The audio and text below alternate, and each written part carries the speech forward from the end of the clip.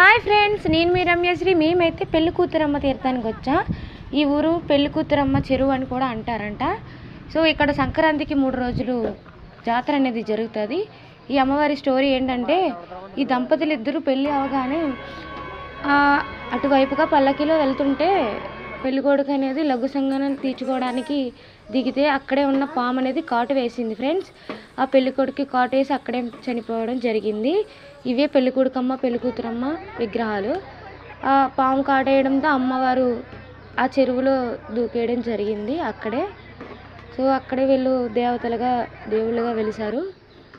ఇదైతే మొత్తం తీర్థం ఫ్రెండ్స్. చూడండి, మొత్తం ఈ గుడి అనేది చెరువు గట్టు మయంగా ఉంటుంది ఫ్రెండ్స్. చాలా జనం కూడా వస్తూ ఉంటారు. చిన్న గట్లు చేలమయంగా పొలాలు మధ్యలో ఉంటుంది ఫ్రెండ్స్. చాలా బాగుంటుంది గుడి అయితే. ఆచంట సమీపంలో ఉంటుంది ఇది. సో నా వీడియో నచ్చినట్టయితే లైక్ చేయండి, కామెంట్ చేయండి, అలాగే సబ్స్క్రైబ్ కూడా చేయండి ఫ్రెండ్స్. ఇది మొత్తం పెళ్లి కూతురమ్మ తీర్థం. చాలా గ్రాండ్గా చేశారు ఈ సంవత్సరం అయితే. చాలా బాగుంది. Thank you for watching.